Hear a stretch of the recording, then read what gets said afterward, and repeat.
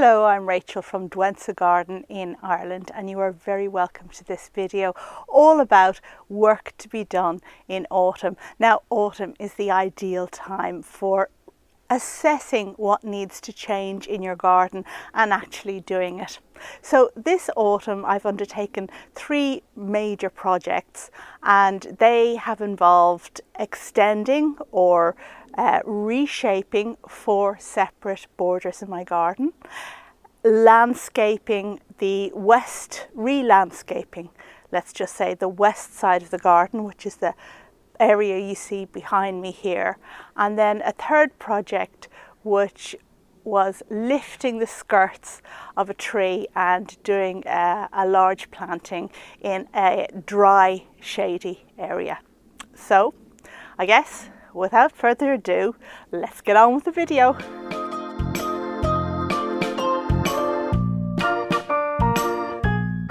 If you're new to the channel, a great big welcome, and I'll start off by letting you know that I garden in what roughly equates to as hardiness zone 9.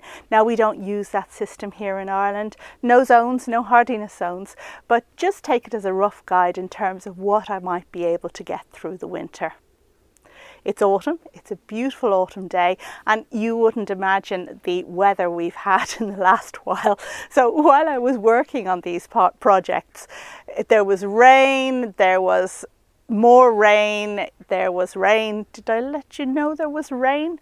And we did have some sunny days too. But it's a lovely sunny day today, a great day to show off the work that's been done. But before I start with showing you the first project, a great big thank you to Josephine and Michael, 2 volunteers from New York who helped me with all of the projects that we're going to see today that got done in quite a short space of time. And I am really, really excited to share with you what's been done. So I guess let's just get on with it. Let me just show you.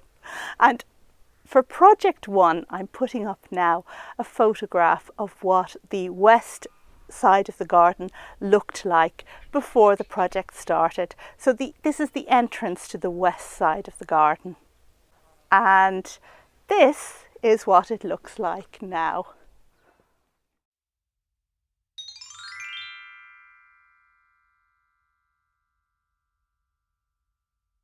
This pathway is actually very important because you look out of my kitchen window and this is what you see. And the original plan was that the path be lined with tall plants leading the eye to a focal point. Now, I lost my way at some stage during the more than a decade since I originally built this path. And what happened was that the right-hand side of the path became planted with Virginia, which is a great plant, but it is low. On the left-hand side of this path, there were netted irises, which looked fabulous in February when these gorgeous Catherine Hodgkin's pale blue irises are in full flower. But the problem with these early flowers is that you can't put anything on top of them. So I did spend some time trying to grow geraniums nearby so that the foliage would spread out and cover in this area during the summer. But it wasn't altogether successful. In any case, having low planting on both sides of this path didn't fulfill the original brief, which was to have tall planting that led the eye down to a focal point, and there was no focal point either. Also, the path wasn't really a path, it was more like a lawn, and well, I do have enough grass. So the first thing that needed to happen was that the Virginia on the right hand side of the path needed to be relocated somewhere else because it had actually spread and become quite a dense clump at this stage. And it's a good plant, I did want it.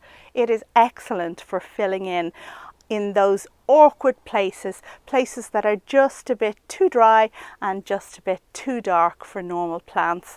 And I did make a video about dividing Virginia where I moved some of these plants to a spot in the same border just behind the rhododendron tree, and they seem to be doing quite well there. But there were a lot more, and I'll come back to that, circle back to that in a little while, because those Virginia formed part of the third project that I will show you very shortly.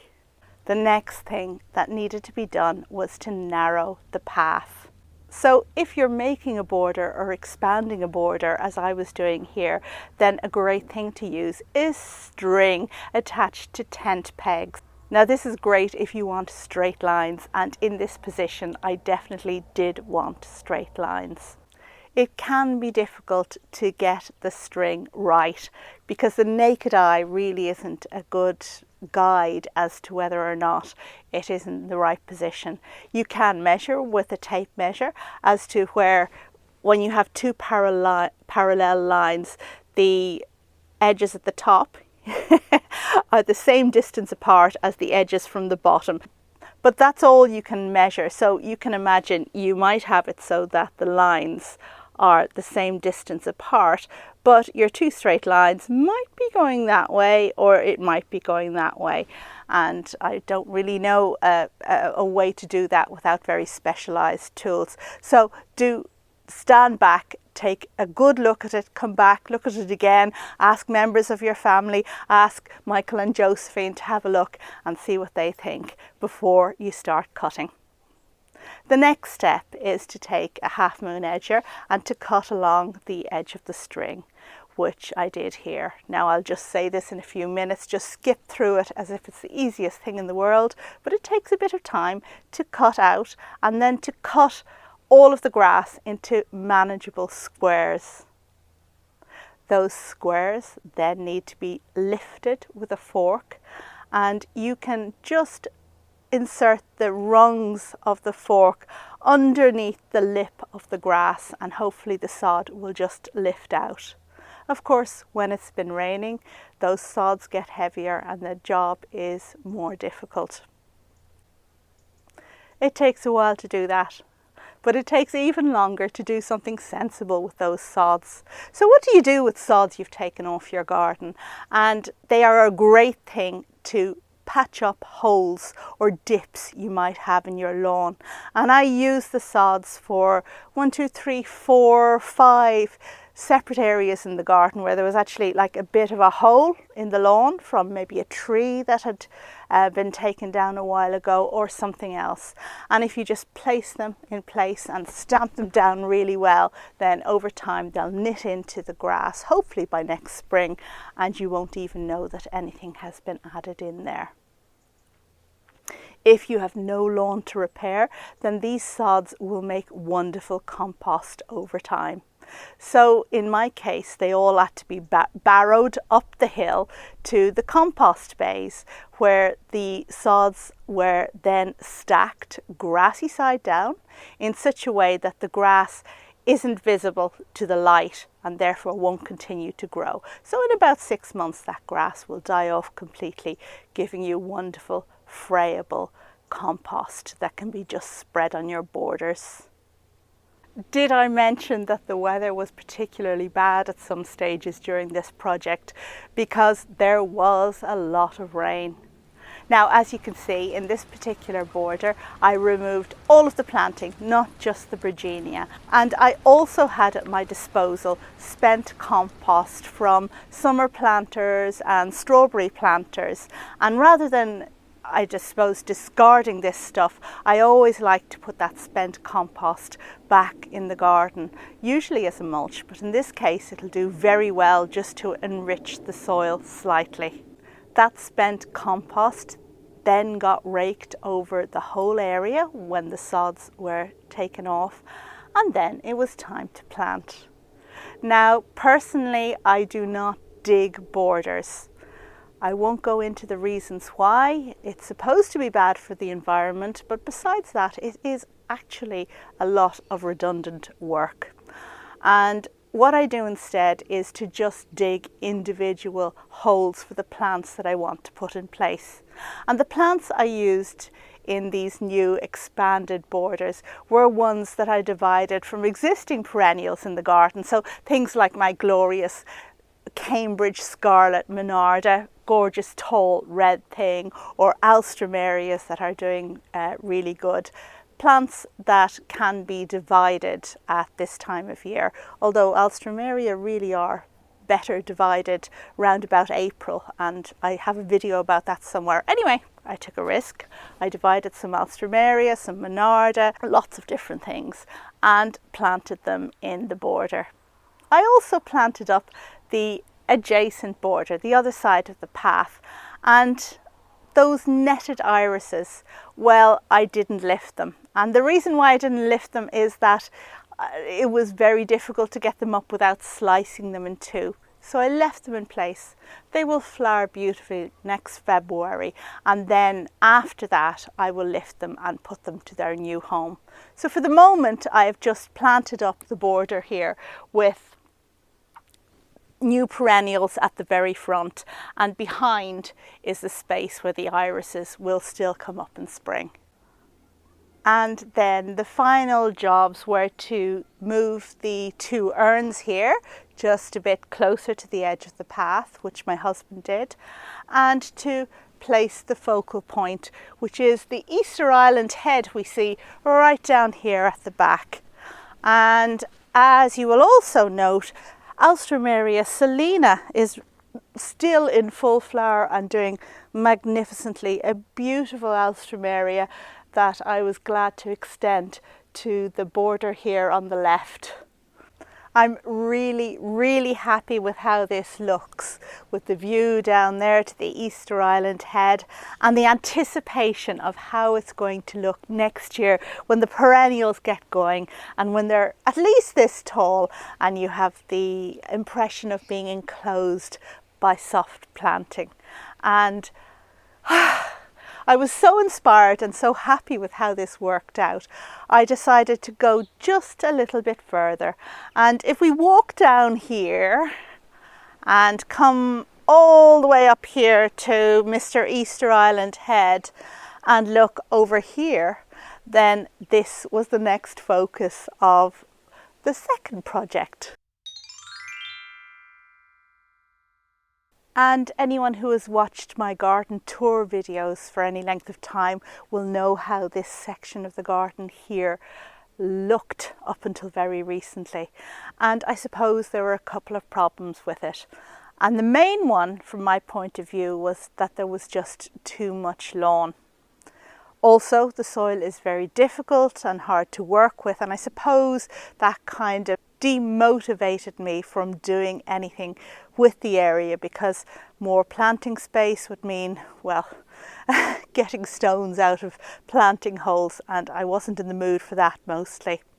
Anyway, I did know that something had to be done here, and you'll recall that recently I did a revamp of the border over there. The border on the far side of this section of the garden. Took out the hostas, took out all of the planting really, and replanted it with things that flower late in the season and are pink. So I'm quite pleased with how this is doing and how it's getting going, but it just wasn't enough, and more had to be done with this section of the garden to make it look better. And I did at one stage have the idea of paving a section of it, and contacted a landscaper, and he came and he did measurements, and then he failed to give me a quote, so nothing got done in that in regards of that. And actually now I'm quite happy, because I think what I've done here is better than that. So this was project number 2, and this project involved curved lines as opposed to straight ones, which were needed for the path. So if you want to extend your border or to make a border that has curved lines, what you need is the trusty garden hose, and you need to lay it down on your lawn, marking out where you want the border to be. Leave it a few days, come back, look at it again and again to make sure that you are going to be cutting in the right place. The next step is, as with the first, a half moon edger, which cuts the grass along the curve of the hose, and then you need to do a grid-like pattern on the interior of the grass, making liftable sized squares of lawn. You then have to lift up all of those squares of lawn, put them in the wheelbarrow and ferry them up the slope to the compost heap if you don't have anywhere to place them, any holes on your existing lawn to fill. And here we are. This is the end result. The lawn removed in large sections and a very wide curvy path put in place, which I think looks really great. This hasn't been planted up yet, but as you'll note, there is some planting there in place. It does need a revamp. It's kind of tired. It's been there for a long time. So I do need to remove some of the Darmera, take it out. And you will notice that over the other side here, so there's been a piece cut out here. And this is going to be the seating area, a place for a bench. I'd like to put some tall planting here in this space, maybe some echiums. And the reason for that is that I want to block the view of what's behind me. And if you block views, then it can give an illusion of space within a garden. It means that the impression is that there's more to see than what you can see there immediately, and that just makes the garden seem larger.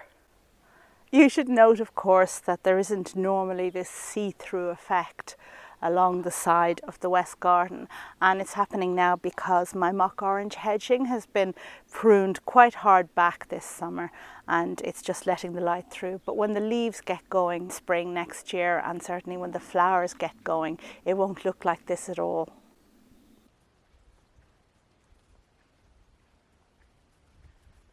Okay, let's go and see the third project I've been working on. This way.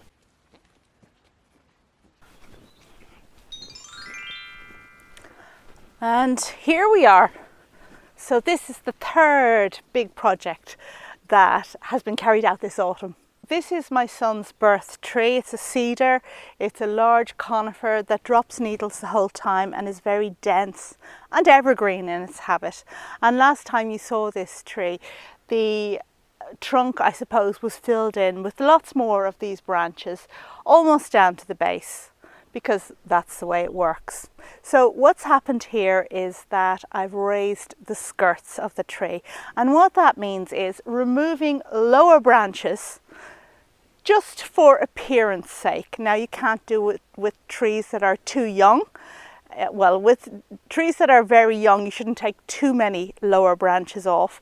But with something mature like this, it will do the tree no harm whatsoever. Of course, you shouldn't go mad and kind of take all the branches off any tree at any time of year, at any stage in its growth.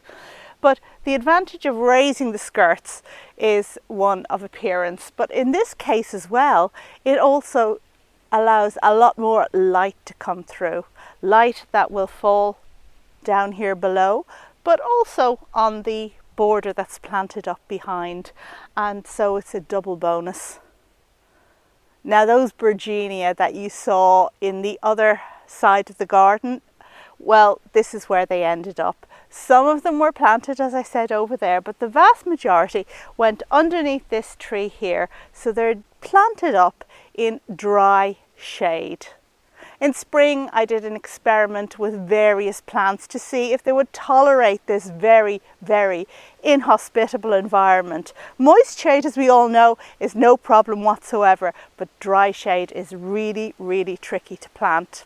And I tried with two plants, with the saxifrage and also with this one here, which is Liriop muscari, and both did really well. So I've decided to also try now with the Virginia, but it's a mass trying. It's a big experiment because it is a lot of plants that have gone in.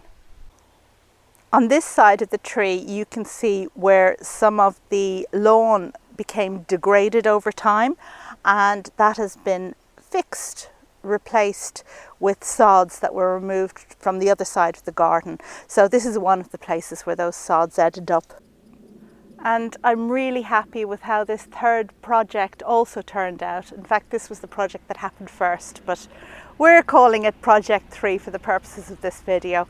Very happy with the extra light, very happy with the planting, very happy with how this tree looks. It will settle a little bit, the branches will droop down a little bit as time goes on, but yeah, very happy. It's great to get things done in autumn, and even if you don't have enough time or enough help to do large projects, just doing a little bit, just taking off like an extra strip of lawn or just improving the curve of a certain border can do wonderful things just to lift your spirits and make you so much happier with your garden. And now we've come to the end of this video, which I hope you enjoyed. Maybe you have also got some plans for things you're doing this autumn or about to do this autumn, and I'd love to hear about that down below. I have a lot of other stuff to do. Various borders need to have the plants rejigged in them, plants divided, moved about, that kind of thing. So yeah, autumn isn't over yet. We've lots to do. Thanks as always for watching, and I will see you on the next video. Bye!